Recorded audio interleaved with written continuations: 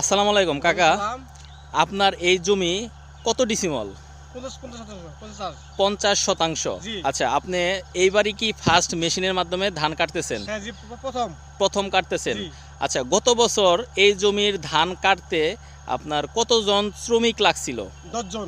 10 জন শ্রমিক লাগছিল। প্রতিজনের 1000 টাকা। তার মানে আপনার এই জমির ধান কেটে বাড়িতে নেওয়া পর্যন্ত, মাড়াই করা পর্যন্ত আপনার 10,000 টাকা লাগতো। আচ্ছা, এখন এই মেশিনের মাধ্যমে সেই আপনার কত টাকা লাগতেছে এই জমির ধান কাটতে?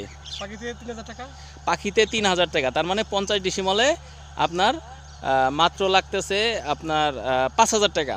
5000, তার মানে আপনার 10,000 টাকার কাজ আপনার 5000 টাকায় হচ্ছে এই মেশিনের মাধ্যমে।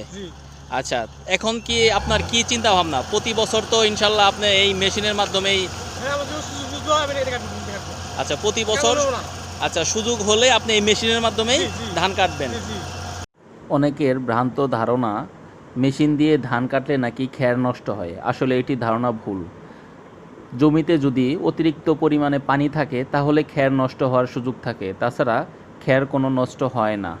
এই ধান কাটার মেশিনে মূলত কোনো অসুবিধা নাই। ধান কাটলে কৃষকের উপকার হয়। আপনার 50 জন শ্রমিকের কাজ করতে পারে একটা মেশিনে। আচ্ছা, সারাদিনে 50টা শ্রমিক যে ধান কাটবে আপনার এই মেশিনটা, সেই ধান কাটা একদিনেই সম্ভব? জি, একদিনে সম্ভব।